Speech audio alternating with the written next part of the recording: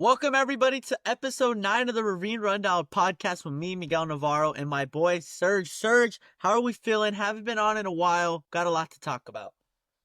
What's up, Miggy guys? Welcome back to the Ravine Rundown podcast. We know it's been a long time. We both got, some busy lives going on, but that doesn't speak for the fact there's been a lot of Dodger baseball going on, and we have a lot to talk about in this episode. We really do, Serge. Honestly, the last time we talked was June 5th. I checked. I made sure to get the right date. It's been a while. It's been about a month. It's been a while. And I think that the main point of that episode, if you were to get anything out of that episode, was the Dodgers have a very, very tough stretch of games ahead. And at that time, man, the Dodgers were maybe 2-3 games up in the division. It was really neck and neck with the Padres and Giants. And now, if you look at the standings, the Dodgers are 7 games ahead of both of those teams. So that's that should just tell you that this stretch from the last time we had a pod to now has actually been pretty good Dodger baseball, man. I'm really excited. I'm really happy what we played because there was a tough stretch of games that we had, and we handled business for the most part. We did. It was a really tough stretch. Dodgers played really well. And this is coming off again where we've said all year that Dodgers really all year have been really up and down. It's been a roller coaster type of season. It hasn't been a season where we've been absolutely dominant like we should, but we've dealt with the injury bug like always. There's been some players that started off really slow and still not at their full potential, right? We have the Ohtanis, we have the Betts, the Freemans, who right now they've been going through a really tough stretch of baseball in their careers. I saw a stat the other day when I was watching the game that in June, for Teoscar Hernandez, Freddie Freeman, Mookie Betts, it was the lowest OPS of their career. So some of our star guys right now are really playing some tough baseball, but there have been some, role players that have been playing. Like Michael Conforto has surprisingly been playing some okay baseball.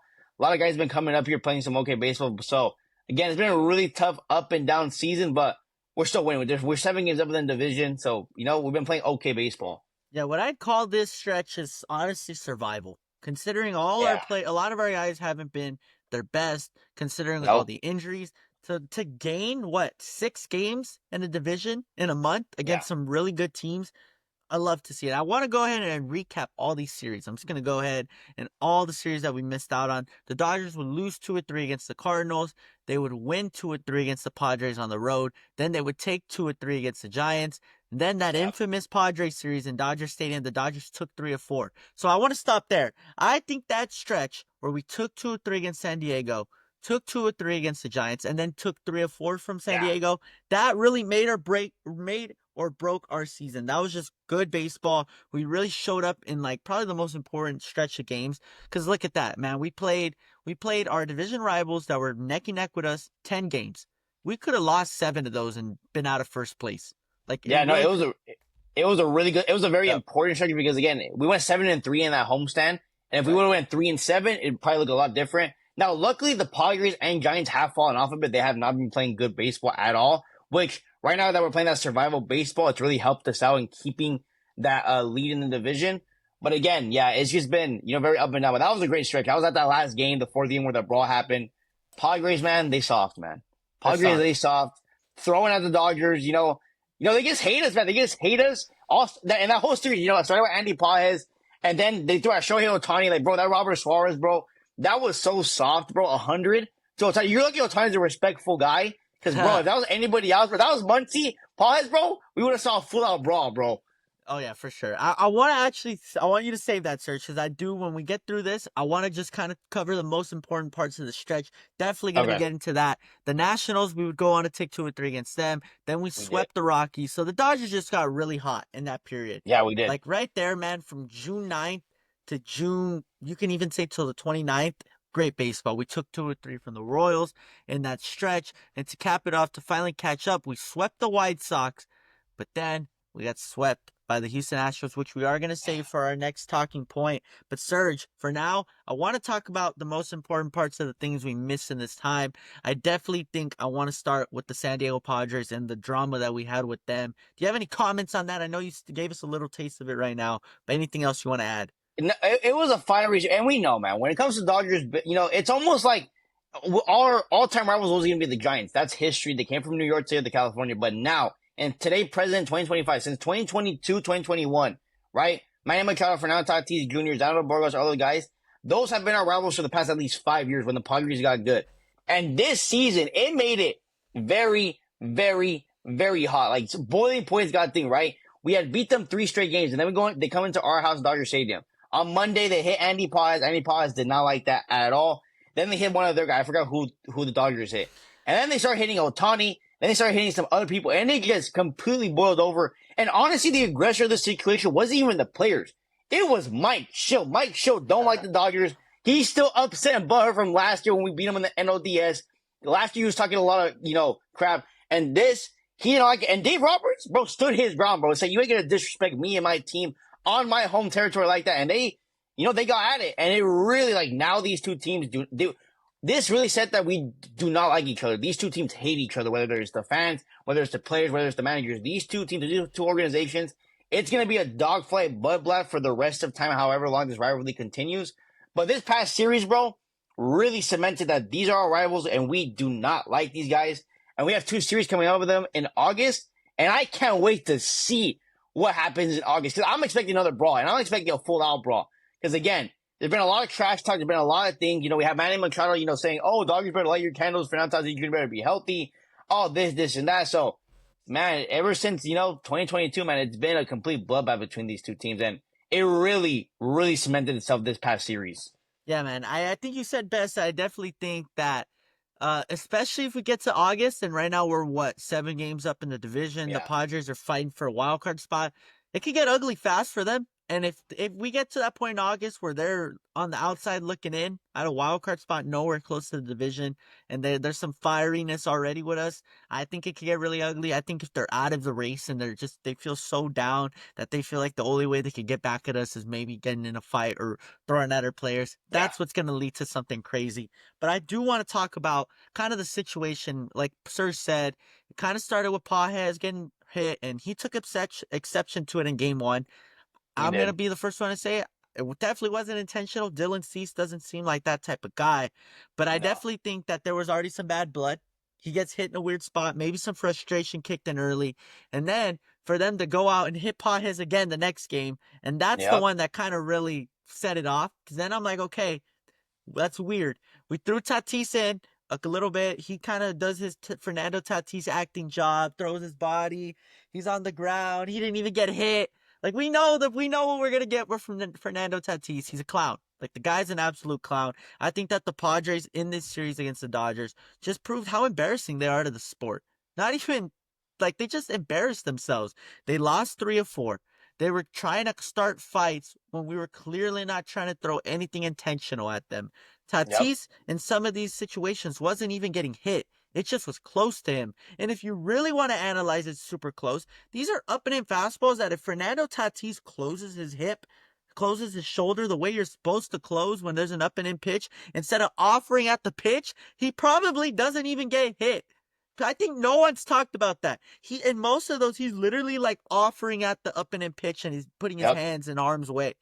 These guys embarrassed themselves. Fernando Tatis coming out. I think there was a moment where they hit Iglesias and they had given a warning, right? This is already a warning was given at this time. They hit Iglesias, and a warning is only valuable if you hit the player on purpose. In what situation were we going after Jose Iglesias for Machado's out there? Where's the weapon of the warning? Never. They just embarrassed themselves, and it makes it so bad that they lost 3 of 4. They look so that was embarrassing. That must have been the lowest point of their season. I kind of want to add on to that. When they hit Tatis in that last game, I was there. We're down 3 runs in that 9th inning. You know who gets called up to pitch? A guy who gets called up from AAA the same day. Do you really think that this guy went in there saying, you know what? I want to start some stuff. I'm going to go hit Fernando Tatis Jr. Bro, no, that was not on bro's mind whatsoever. It was an up inside fastball with pitchers pick all around again. And like Mickey said perfectly, if Fernando Tatis was using baseball ethics, you turn your right shoulder to get hit here. Here. The most intentional hit by pitch in that entire drama was the next inning when Robert Suarez threw 100 at Ohtani's shoulder.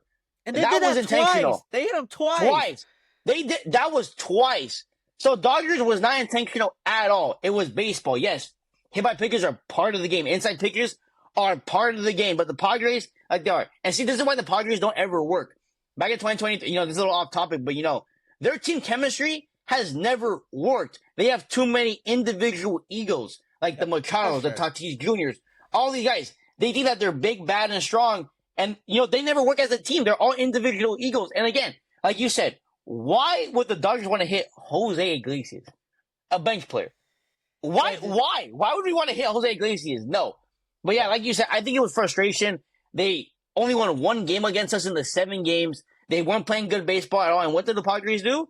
They want to take it out on us and want to start a fight. And it obviously hasn't helped their play. They've still been playing some bad baseball. It's not like they've been playing some good baseball. So again, man, it's just embarrassing.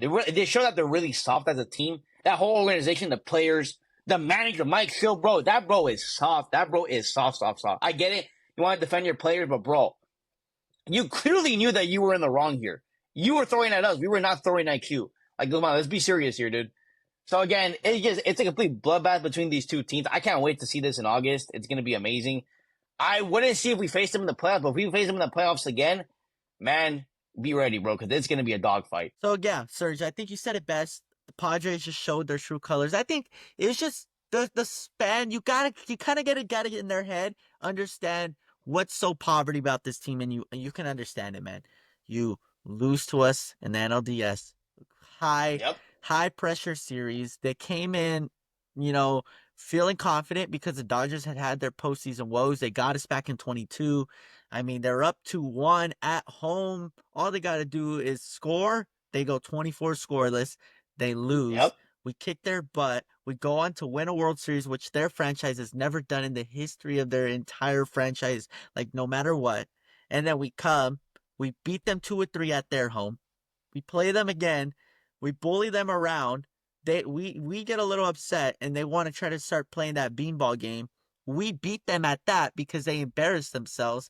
We win 3 of 4, and then now they're 7 games back in the division. Like they're embarrassing. They're embarrassing. No, they are. And I just kind of want to point something out. Like, dude, the Dodgers, like this rivalry that whole started, the Padres were the ones that started all this. They started with having Kershaw under, playing his worst moments at Petco Park, the signs to Mookie Betts recently. And it just shows that's what I'm saying, the entire organization. The Padres announcer, it was a game against the Reds, when they're talking about All-Star talk, he on live air said, on live air, this is not like on live air, you could go back and watch it. Manny Machado's coming up to the plate against the Reds. He said, we got to get Manny Machado in the All-Star game because clearly, and he said it loud and profound, clearly Manny Machado is the better third baseman than Max Munciy, which, okay, Manny Machado, we all know, is the greatest third baseman of all time, but numbers-wise, at that time, Munciy was red hot, and it was neck and neck between those two dudes. But for the announcer to say on live air, to throw shade at Max Munciy, who's the Dodger third baseman, Joe Davis would never do something like that. Yeah. Joe Davis never has respect, has class, but that just shows that how much the Padres hate us and how soft they are that they even have to make comments like that on live air. And it's just, I don't know, dude. Like we really got under their skin. They really hate us. And again, they're the ones that started it. You go all the way back to 2020 when Manny Machado was yelling at Brusdar Graterol. That's really when it really started. So the Padres have always hated us, and I guess now it's a rivalry, but we beat them every time. Yeah. Besides 2022, that's the only time that they can say they beat us in 2022. That was fair and square. Yeah. But what happened in 2024? 5 games. 3 straight games, 24 scoreless innings. You had game 4 at home, and you lost. Yeah. I think it's funny. It's almost laughable. It really is that this is even like an argument between the two fan bases, like when we really just own their team. But whatever. Yep. We're going to leave it at that. The next 2 things I think that are most important, we can just kind of cover quickly. Clayton Kershaw gets 3,000 strikeouts. I think this is probably one of the, besides winning the World Series, probably one of the best moments we've seen in our lifetime, Serge. It was special. It was a crazy night. Like, I was there. Unbelievable night, man. Like, it just to give perspective, man, I think the whole stadium was just itching for this. Anytime he got 2 strikes, stadium was on their feet, stadium was clapping, stadium was ready to go. And Kershaw had about 15 to 20 2-strike counts that they just could not put anyone away. Like no one away. It was stressful. The White Sox were able to hit. They were clearly just trying to put the ball in play. Kind of sucked. Everyone wanted to see the strikeouts. Just crazy. It was crazy. Like everything that you thought could go wrong went wrong. They scored a couple runs. It didn't feel like Kershaw was gonna get it. And then when Kershaw in that 5th inning only had 1 strikeout to get that second one to end the 5th, whole stadium's ready, clap and get Kershaw out in the 6th. Vezina sat himself down. He was in the bullpen. Vezina literally went, sit me down. Crazy stuff. Kershaw runs out in the sixth. Stadium erupts, and he gets the last strikeout, number 3,000, on the last out of the sixth inning on the 100 pitch, and it was just storybook, man. Storybook inning, and man, like just look, man, we gotta give respect. Clayton Kershaw, man, again, like the thing, like for me and Mickey, man, more Mickey, like this is Mickey's goal. I was so happy for him that he went to that game. I shouted out him at one of my pods, but dude, Clayton Kershaw, man, became the 20th pitcher ever to reach 3,000 Ks. I'm gonna give you a little bit more crazy stats. Only the fourth ever lefty to do it, and only the third one to do it with one franchise. He's done it all in Dodger blue. 18 years as a Los Angeles Dodger. We've seen it all. I've seen his entire. Me and you have both seen his entire career as a 20-year-old rookie, wearing number 54 against the St. Louis Cardinals, to now wearing number 22, getting his 3,000 K at home. And for Kershaw, that's it. That was the last box he had to check out. He's done it all in this league, right? Strikeout king, Triple Crown, 3-time Cy Young Award winner, a regular season MVP, a 2-time World Series champ. Kershaw has done it all in this game. It was the last box to check, and he's still not done. And dude, what's even more storybook telling is that Clayton Kershaw is one of the last pitchers of our generation where he's kind of like that workhorse that's going to go out there for 32 starts, pitch 200 and something innings, get those 250 Ks. For Kershaw at 37 years old to still pitch 100 pitches is absurd, because you don't see that nowadays. You don't see a pitcher pitch 100 pitches and pitch 6 innings. You don't even see the young guys do that. You don't even see it no more. So I just want to say, man, like, congrats to Clayton Kershaw. What a career. What a way to do it. And all in Dodger blue. Dodger for life, like he said, at the World Series parade. Dodger for life. One day we will see Clayton Kershaw statue at Dodger Stadium. And for me, man, it's really up in the toss between Sandy Koufax and Clayton Kershaw as the greatest of all time. And now, I love Sandy Koufax, respect to him. But Clayton Kershaw, man, what a career he's had. One of the greatest pitchers. One of the greatest pitchers of all time. One of the best, probably the best pitcher of our generation. Yeah, I definitely think this cemented himself as, I think, in my opinion, the best Dodger of all time. And it was just an amazing realistically, moment, man. It's just for the stadium to rally behind him, for Kershaw to have this moment, for him to get it on the last out to end the innings, for the game to just stop and let everyone absorb the moment, for them to play the hype video, and everything just worked out the way it felt like it was supposed to for Kershaw, man. And I think that getting that off his back is going to be big. He's actually been, like, it's crazy to say, with all the injuries, everything we've dealt with, he's probably been our second best starter as of late. Dude, he's had a great 5 last starts. He's been great. Amazing.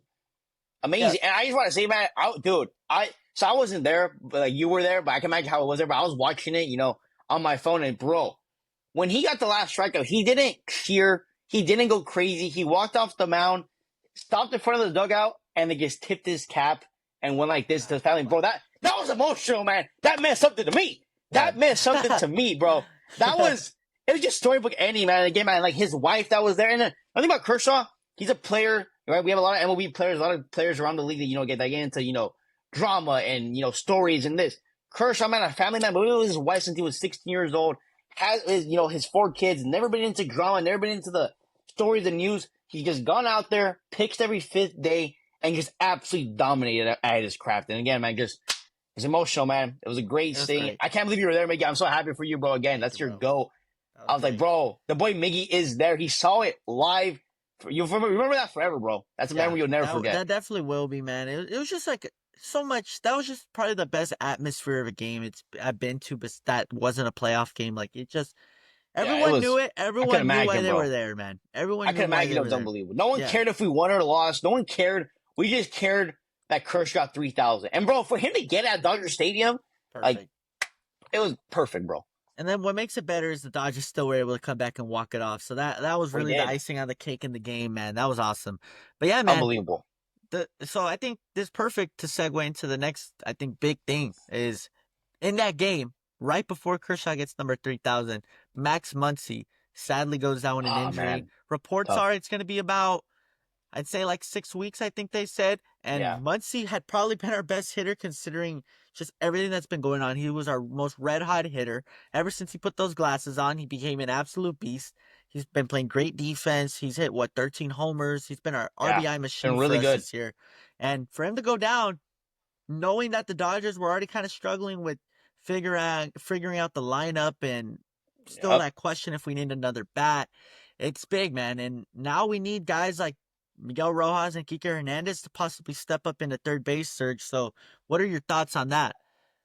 No, man. Again, Max Munciy, he started off really slow, but man, this past month and a half stretch, he's been absolutely phenomenal. Been hitting the cover off the baseball. The power has definitely been there. He was playing some great defense, and yeah, that injury, man, it was an ugly injury. Michael A. Taylor stood right into his knee. They didn't even show the replay, but you could clearly see that his knee went the other way.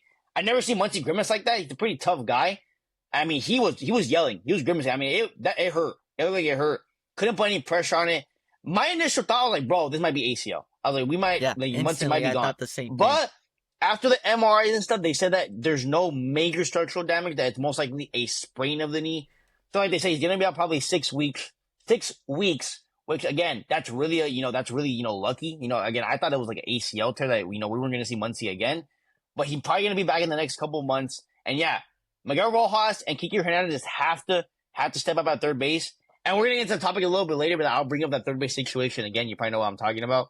But yeah, for right now, Kike and, Rojas got to hold it down at third.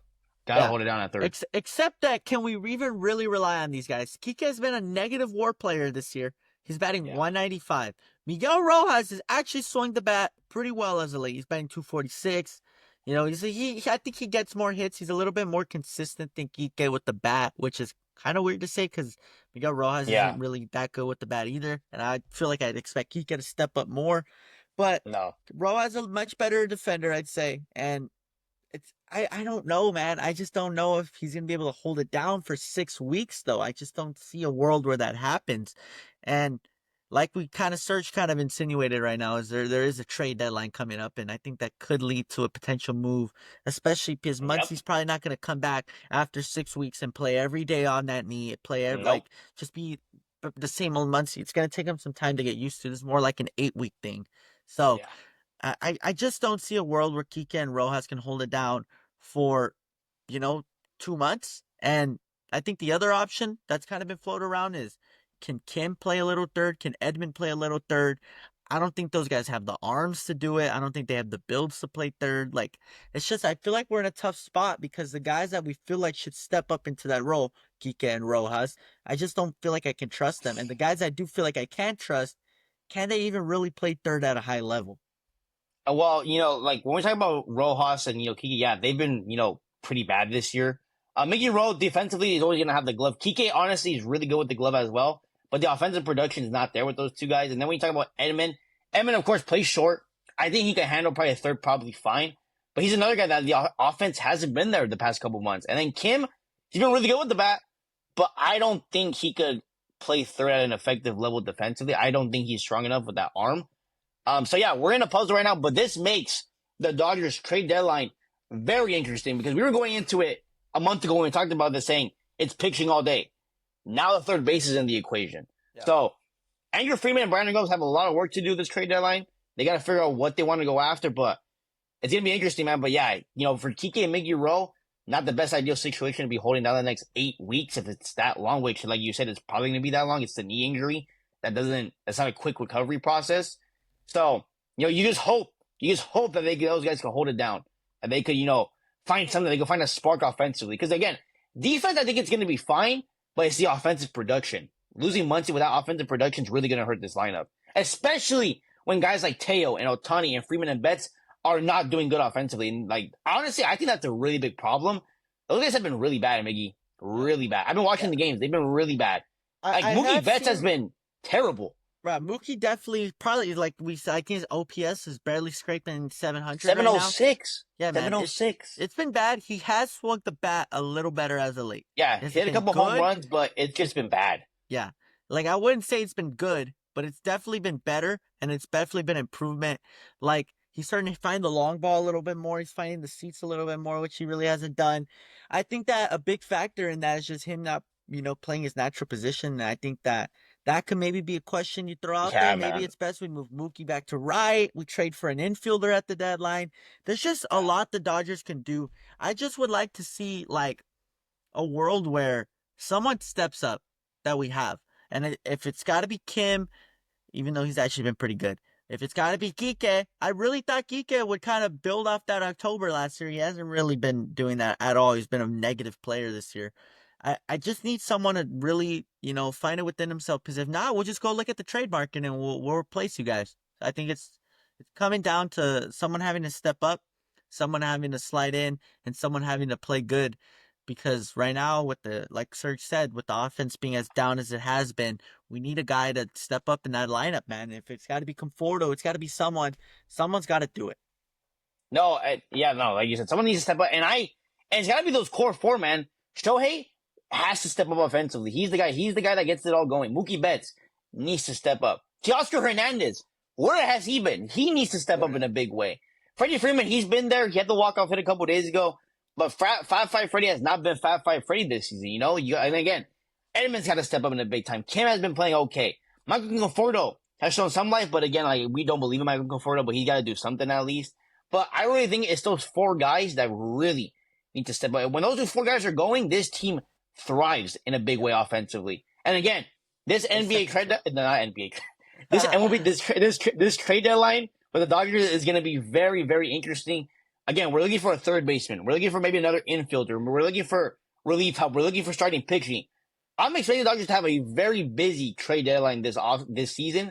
Because again, we need it, man. We need the help. We need the help ASAP. I definitely agree, Serge. I want to save you that question specifically for later right now. I want to talk about, because we have talked that this could get bad, and we played a really good team in the Houston Astros who really been red hot, and they've been playing their best baseball. Yeah. Keep in mind they're doing this without Yordan Alvarez and Jeremy Pena, probably their two most impact bats in that lineup. We get swept, and we got swept at home. It got ugly.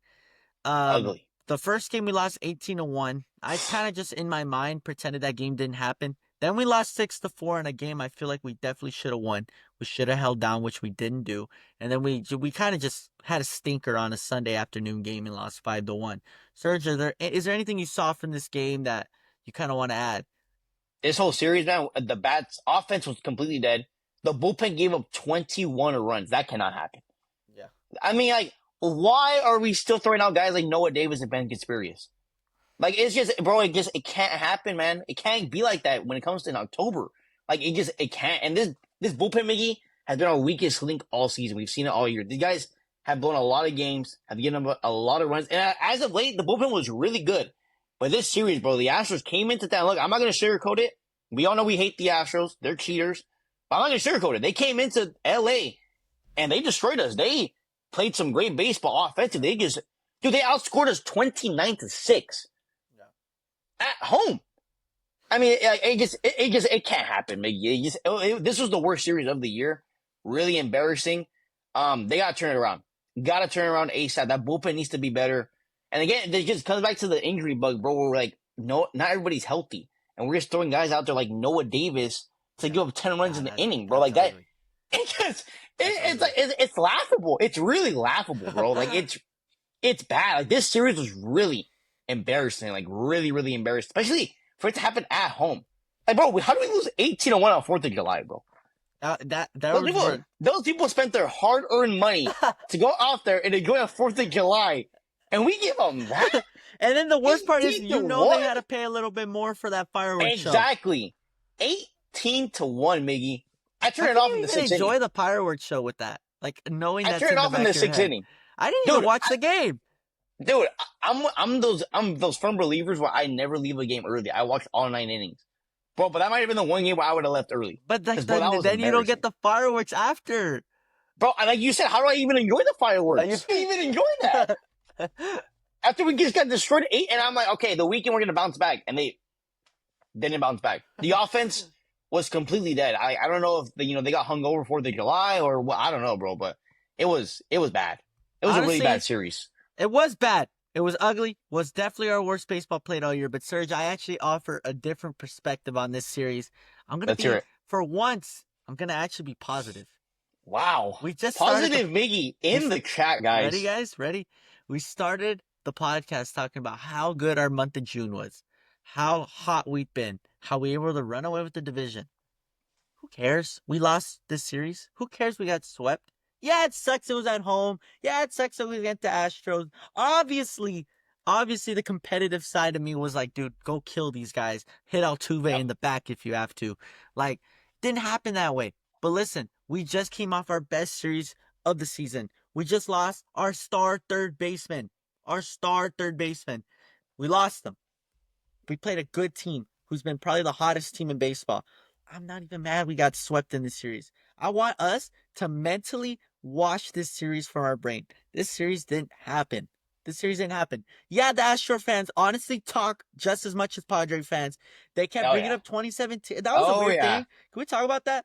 How weird it was, like how on Instagram and TikTok and all these places, these people were like bringing up 2017. Like we weren't even bringing it up. They were. See? It made no sense to me. I just want to go on this rant. We beat you guys in 2017. See, we didn't, and we beat you guys now. So see, we didn't have to cheat. Who's gonna tell them that it's not even the same roster? Like I kept seeing people say that. Not even the same damn teams, dude. I don't even know for all the Astro bandwagons you even know this. There's only one player left from the 2017 roster that's starting the World Series. Jose Altuve. That's it. I know, it made no sense. That really kind of confused me. That confused me. Absolute casuals. And then people say, oh, well, the Astros are your, daddy, da, da, da. Bro, again, bro, like, where you been these past couple years? Nowhere. You got beat by the Tigers in the wild card last year, bro. Don't talk. Worry about that. That's what I'm saying. Worry about your own division, bro. You made a perfect point. That they're not even in our league, let alone our division. This is a team that we might not even have to play until October. And if we do play them in October, it's going to be the World Series. And by the time the World Series comes, it's going to be a completely different Dodger team. The parts I did see that were bad, I did see us struggle to bring in runs. I think in that second game, I think the second game was probably the biggest one of the series. From that fourth inning on, when we were down by a run, we didn't score a single run. We had a couple opportunities, didn't score. We lost pretty bad. And then Sunday's game, we only scored one run, which it was just bad baseball. We didn't play good. We didn't hit. But I think that if you look at the lineup we ran out on Sunday afternoon, did you see that? Rushing, Rojas, Kim, Conforto was batting fifth. Like, it was really ugly. I mean, Teoscar didn't play, Edman didn't play, Muncie's obviously out, and Will Smith didn't play. Come on. I do not understand why Will Smith is not in the lineup every day.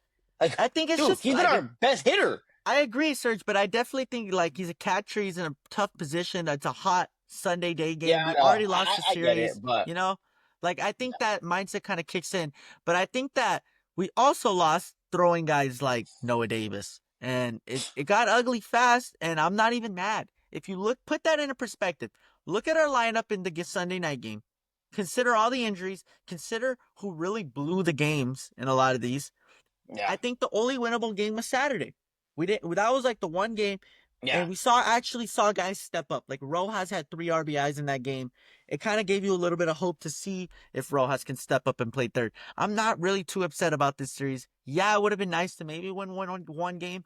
The first game, Noah Davis just blew out of the water. Sunday, we had our minor league roster out there hitting. So don't even worry about it, man. Like, who cares? Yeah, let them talk. I'm telling you, let them talk. But who cares? Because we might not even play these guys again. And if we win the World Series, we're not going to be remembering this stupid beginning of July series we had against the Houston Astros. Let's see if they can worry about getting past Detroit. That's what they need to be worried about. Because honestly, in the NL side of it, we still run shit. And I'm not even worried about this series. So that's my message to all the Dodger fans. That's my message to all the Astro fans. You guys can enjoy this July series now. Obviously, you guys had some injuries too. We definitely have way more injuries. We definitely had way more crutches in this series. I'm not even worried about it. You guys can say what you got to say, but the Dodgers are going to be just fine. I think all Dodger fans need to wipe this series, though, out of their brain. We're going to be okay.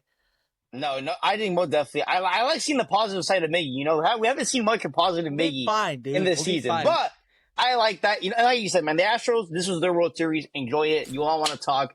Enjoy it, bro. I don't care. We have a World Series, you have to. And one's a cheating World Series. So that's all I got to say. But again, it was, me, honestly, like, I hate the Astros, but yeah, it was tough to watch. But like you said, it's in July. And for the Dodgers, there is a light at the end of the tunnel because there was reports coming out the other day that Blake Snell should be coming back in the next couple weeks after the All-Star break. Blake Trinan should be coming back healthy. Tyler Glasnow should be coming back healthy. So just wait till those guys come back healthy. Just come back healthy in the way that Kershaw is pitching, the way that all these, Yamamoto continues to pitch and all these guys. Roki Sasaki should be coming back in the next month or two. So guys are coming back. It's a light at the end of the tunnel. But again, I think the pitching side, guys are coming back. But I think offensively, I really do think that that the trade deadline is going to be a big option for us. I think at third base we can get some guys that could really improve this lineup in a big way. So I think we're definitely getting healthier. You said it best. Like right now, with Glasnow coming back possibly this week, Trinan and Snell coming back after the All-Star break. That alone, looking at the roster right now, that alone takes out Will Klein out of the damn freaking roster. That takes Robleski out of the roster, although he's had a couple good moments. I don't think it's his time yet. That also is going to probably take out like a Noah Davis. Yeah, Noah Davis. Dude, pack that guy's bag. Like, we're fine. Now you're looking at the roster when these guys are back, completely different. Kopech has knee inflammation. He shouldn't be out too long. Gratterall's expected to come back at some point. We're getting healthier. We're getting better. It sucks Muncie's going to be out. But listen, I think this is the perfect segue to talk about the deadline and what we need. Because with Muncey being out, our pitching's getting healthy. I think pitching-wise, at this deadline, we might be okay. We're going to be just fine. We have probably like 8 or 9 potential starters, not even relievers. So we're going to be fine pitching-wise. I want to talk about the trade deadline needs. Serge, I want to start with you. What trades and what type of player do you think the Dodgers should get first? All right. Starting off with third base. That's going to be the most recent need. People don't like this. People don't like this guy. I'm playing well. Arenado at third. It's been rumored heavily last offseason. I think Arenado will be a good fit. Good power bat. Pulls the ball out to left field, especially with offensive production down. I think he can be a good fit. Also at third base. Been rumored a long time. Ryan McMahon. He's got to get out of Colorado. He's a really type of high ceiling, low, guy. I think you do really good in Dodger Blue. Again, we faced a lot of guys. Colorado, obviously, he's been in, the depths of hell there. I don't even know how you even show up every day to play with that organization. It's been absolutely terrible. But I think Ryan McMahon, Nolan Arenado could be good fits at third. And honestly, I'm going to do a dark horse one. Because this guy has been absolutely lights out this year. He's an all-star, relief guy. He's 37 years old. But, bro, give me Chapman, bro. Chapman in that bullpen. I kind of like that pull. Chapman in that bullpen would be disgusting, bro. I remember when I was a kid, bro. I'll never forget, bro. I opened up MLB on Instagram, bro, back in 2016. 10-year-old Serge, bro, saw Chapman to the Dodgers, and they got vetoed. And it didn't go through. I remember that. Bro, how about 10 years later, Aroldis Chapman, who's absolutely dealing with the Boston Red Sox, 37 years old, bringing a firearm into that bullpen? It would be absolutely disgusting. Okay, so I have a quick question about that though. Considering like we have right now Dreyer and Bonda and Vezia just as lefties, and then we're gonna get Kopech, we're gonna get Trinan, we're gonna get Bruzdar. Where do you think he fits in though? Bro, he could be a setup guy. I can even put him in closing. Get Tanner Scott out there. I think what I'm asking though is who would you get rid of? Bonda. Bonda's the man out. Like, there's no love there? There's no love there? Yeah, but it's just like, Vessia's been there for a lot longer, and Vesia does pull up in the clutch sometimes. I just think Bonda has Dreyer's young. Exactly. And, bro, honestly, Tanner Scott, after blowing a game yesterday, he's been really good. But if you want to give Tanner Scott some off days, give Chapman the ball for the ninth. Give him the ball for the ninth. Okay, so I think I have a different perspective at this year's deadline. I'm looking at the reports that the Dodgers are, like, really, really heavily in on being just aggressive at this year's deadline. And I'm honestly in the mindset where I just don't see how that can be possible, especially on the pitching side. I'm looking at the other reports that Glasnow's coming back, Trinan, Snell. That's 3 pitchers. We already have a crap ton of pitchers. Let me just go ahead and read off like some of the potential guys that we have. It's Scott, Yates, Vezia, Bonda, Kasparis, Dreyer, I would probably leave Trevino, Klein, Robleski out. And then I'm going to have Glasnow, Snell, Trinan, right? And then Kopech, Gratterall, possibly Gonzalez at some point. And then, like I said, we still have, like, the Trevinos, the Robleskis, the Sheehans, there's just so many arms as it is that I honestly feel fine with on a playoff roster. And the group of guys we have right now, which just won us the World Series, I don't feel like pitching is the way we should go at the deadline, Serge. I think that the big issue this year, in my opinion, has just been one bat, not even multiple. I think the Dodgers have a good set lineup. I think it's going to be when we're back, we're ready. I agree with you.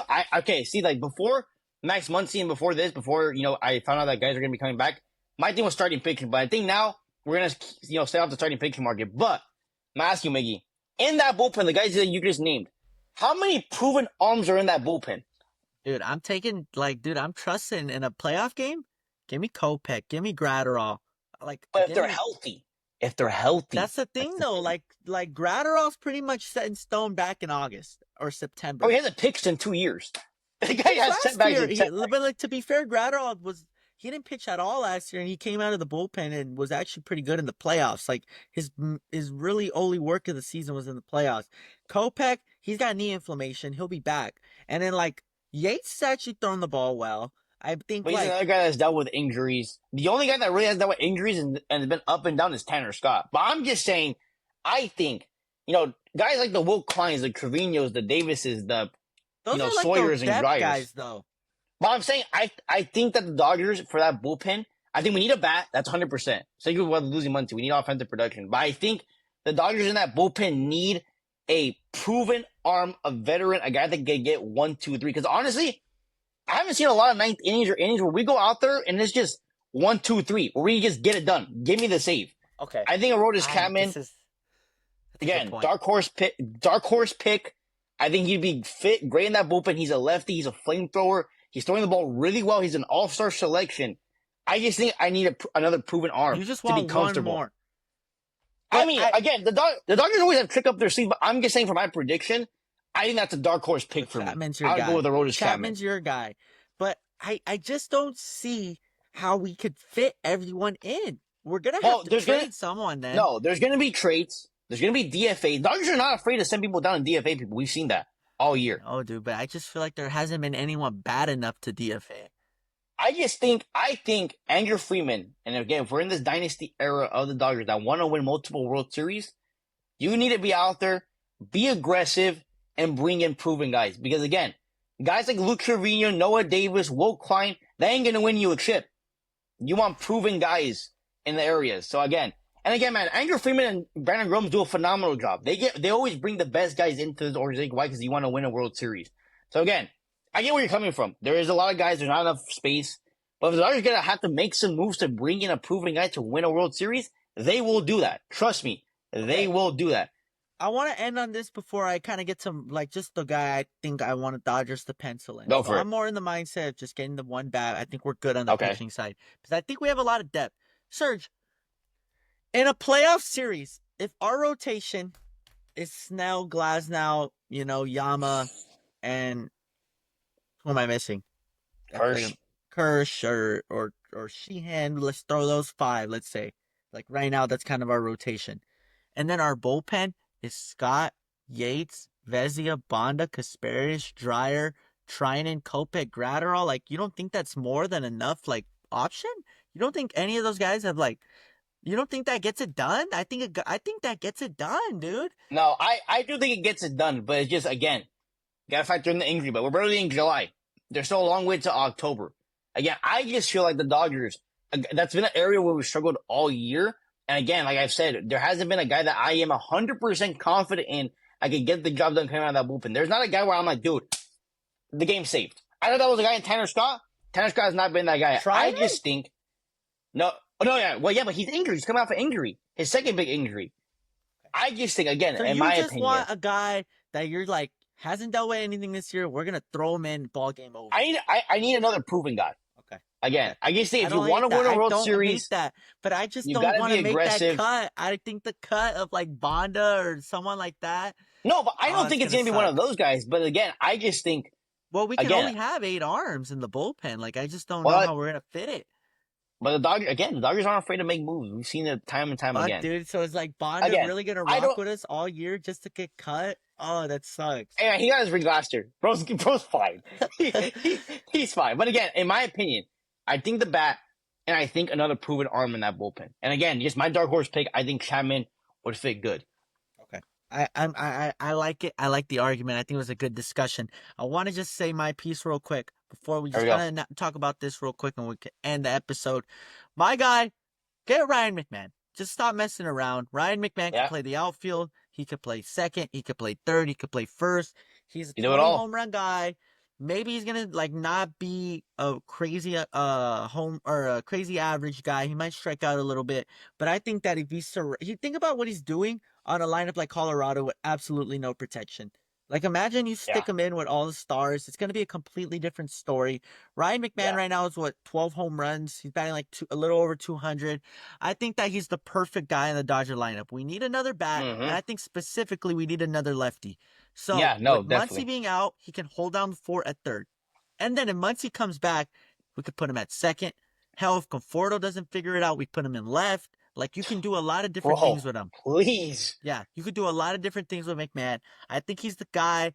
I don't Yeah. think the Dodgers are gonna have a really active deadline. Like I really don't think so. Like I think we might get one bat. I would love a bat. And then I think if we do get a pitcher, it's gonna be like a depth guy, like a guy we just can throw in and possibly he might not even make it to the end of the season. He might get DFA'd. We might use him just to eat innings and that's kind of it. Like I think the Dodgers are more so waiting on people getting healthy. That makes sense. That's my No, opinion though. I definitely agree with you. I think that again, like the starting picture, I don't think we're gonna go after the starting picture market no more because again, we have Snell, we have Glass, and we have all these guys coming back. But again, man, we saw last year in the trade deadline, the last 2 minutes of the deadline, we picked up Jack Flaherty. That was the most important part of our 2024 World Series starting rotation. So again, man, the Dodgers, when they get these guys, dude, the Dodgers are the best organization in baseball. That front office is amazing. They've been doing it for a decade plus. They do their homework rigorously, and they know who they want, who they're going to get, and who's going to make an impact on this team. So again, maybe it's not going to be crazy. Maybe they're not going to make 5 to 6 moves, but best believe there's going to be 1 or 2 moves that the Dodgers make that later in October we're going to be like, yep, they did it again. Okay. I like that, Serge. I definitely think you've given me a new perspective I didn't even think about. So I want to end the episode on this, Serge, just kind of covering it real quick and kind of just asking this last question. The Dodgers get their All-Stars announced. We had 3 starters already announced. It was Shohei, it was Freddie, it was Smith. Then we had the reserves, which we didn't have any reserves. We had 2 pitchers, though, which was Yamamoto, obviously, and then Kershaw, who was kind of selected more as, like, remember when Kobe, they just give him the pity all-star appearance just because he was old? Yeah, no. That's what they gave Kershaw right now. The legend pick is what they're calling it. I think that I'm not even really thinking about this. I'm more thinking about how in the world Andy Pages didn't make it over Fernando Tatis Jr. And it's unbelievable. It's Look at the stats! And the only way, and bro, this is where I think in the past couple of years we've gotten a really big issue when it comes to the All-Star game and the voting. They gotta make it only fan based. You gotta stop with the player voting. You gotta stop with the commissioner voting. It's gotta be all fair bias. Fans. Because yes, the only reason why Fernando Tatis Jr. is an all-star over Andy Pages is because he's a bigger name. He's a bigger draw. Everybody knows who Fernando Tatis Jr. is. Nobody knows who Andy Pages is besides this past year. But stats-wise, Andy Pages clears Fernando Tatis Jr. And again, Fernando Tatis Jr. is a very talented player, but this season, it's been Andy Pages all day, every day. And again, I just think that these past All-Star games has been a really big problem that you gotta stick to fan voting. Stop with the player voting. Stop with this commissioner picks. Strictly fan voting. Yeah, I do think the fans honestly just have a better grasp on who's been better, who hasn't. And honestly, man, I'm tired of all this, oh, Tatis a bigger name, blah, blah. Dude, Pages is just a simply better player than Fernando Tatis. Yeah, no, 100%. I think 100%. we could tie this back into the series we had with them. Facing adversity, Andy Pages gets thrown at. What does Andy Pages do the next game? He goes out and hits 2 home runs. I think, did Fernando do anything in that series against us? No. He's a bum. He's soft. Andy Pages is going to be, in the next 5 years, Andy Pages, I'm taking him over Fernando Tatis. I'm going to go out on a limb, and I'm going to say Andy Pages will have a better career than Fernando Tatis, simply for the fact Fernando Tatis is a soft crybaby that just doesn't know how to control his emotions, and he gets hot-headed, and he doesn't have any control of himself. And I'm taking a disciplined guy like Andy Pages any day of the week, and he should have been an all-star over Tatis. Listen, I'm also not going to go out and crazy and say he should have been the all-star, because Seiya Suzuki really should have been the all-star over both of them. Bro, the fact he didn't make it is even crazier. But you know what Seiya Suzuki's posting right now? 25 home runs, he's MLB with 77 RBIs. Dude, he's been a freak. It doesn't make PCA sense. not there? It doesn't make sense. Well, PCA is a starter, right? Is he a starter? I think so. Kyle Tucker didn't make it, I don't think. No, Tucker's all-starter too, I think. Oh, he did? Okay. So I think that's what it is, actually. They see the Cubs already have 2 starting outfielders. They see the Dodgers already have 5 all-stars. Crazy. And they're like, oh, let's give the Padres one because they only had 1 all-star. Like, I think it's so dumb. No. Seiya Suzuki, that's unbelievable, bro. Yeah, if I was him, I'd be pissed. That guy's has put up a phenomenal year. And look, bro, another thing with Andy Paz, he ain't gonna put steroids in his chicken. You know what I mean? Yeah. So yeah. He's not gonna. Yeah. That's good. Yeah. So honestly, the way these things kind of work is eventually a guy ends up getting hurt, or like then the managers are able to put like 2 more guys on the roster, which always kind of happens. So, and you know what's another thing too, Miggy? I just feel like from when I was a kid, bro, like the All-Star game has kind of got so soft. Like, why does every team have to have a representative, bro? This is the All-Star game. This is the best of the league. Yeah. Why does it have to be? Why is it like a participation award, like a pity award? I definitely agree. I just feel like the MLB, the MLB All-Star game for many years was one of the best, like the best of out of all the sports. But recently, it's starting to get watered down. Like, why does every team have to have a representative? Why do we have player voting? Why do we have commissioner picks? Like, no, it should be how it was back then. The starting 9 are the best 9 players against the best 9 players in this league. Yeah. I don't care whether the whole team is the Dodgers. More of a show. Those are the best players in the league. It's a show, though. Like, exactly. But I'm just saying, like, it just I don't know, bro. I just feel like that. It's soft. I do know what you're talking about, though. It did feel more competitive and just more like it just felt more. And I'm so glad that they're wearing their home uniforms of their team because that's cool. That's saved it. Because. Bro, the past 3 years, bro, the jerseys have been absolutely atrocious. I don't know who designed them. Did you see the home run derby ones? Those are ugly. Like, I can't believe someone sits there and, like, designs them and says, yep, those are the I don't know, bro. It's bad. Again, keep it simple. Stick to your team jersey and wear it. Everybody wants to see that. You know how cool it is to see the All-Star game, like, growing up, right? Seeing, like, those 2000 All-Star game where all 9, they're all different jerseys. It's sick. It's cool to see. Not some trash, ugly, disgusting color jersey that everybody's wearing. It's like, bro, like, really? I don't know. I just feel like they got to fix something with the All-Star game because I think it's starting to get really watered down. And, bro, some of these snubs are ridiculous. Like, they got to look into that, bro, because I don't know. Yeah, I want to end on this. Is there any way we can at least get Pajes in the Derby? Can we at least get that? Like, the Dodgers won the Derby last year. I thought Munciy might have been the guy to kind of step in, and Teo already said he's not going to do it. Can we at least try to get Pajes in there? Like, Pajes got, 18 homers? That's enough to be in the Derby. I will say, the home run derby is going to be exciting this year. You got Cal Raleigh, who's been absolutely phenomenal this year. Who else is doing it? I feel like I haven't heard anything. Ronald Acuna Jr., home guy. James Wood, that's going to be fun to watch. It's a young guy. He's going to crush the ball. I'm excited to watch. I'm more excited to watch the home run derby than the All-Star game. I am, too. I'm always the same way. Like, I don't really... the All-Star game's always cool, but, like... I will say, though, another aspect... Sorry to interrupt you, but another aspect is that Freddie Freeman starting first baseman in Atlanta. That's going to be fun. That's going to be cool. That will be cool. I think that the Dodgers, a top 5 All-Stars is a great accomplishment. I hope there's a way, or wait, we had 4. No, we had 5. But I think that to try to get Pajes in there any way we can has got to be the next step. Hopefully, like Dave Roberts, like they always end up adding like 2 or 3 guys at the end. It's weird. So I'm hoping he gets in at some point. That'd make it better. If not, we got to push for him to get in the Derby. Who's doing the? They already have that set, or is there still? No. Those are there's a report that came out today that P. Alonso declined his invitation. That's crazy. I'm saying we got to get Pajes in there somehow. But the only 3 that I know for sure is Acuna, Cal Raleigh, and James Wood. I haven't seen any other officials that have announced that they're participating. So that's got to be the trend. Another cool thing about this All-Star game is that the manager is Dave Roberts. Always the guy, the National League team that won the World Series last year is the manager for the All-Star game. So we're gonna see Dave at the All-Star game managing. That's gonna be fun to see.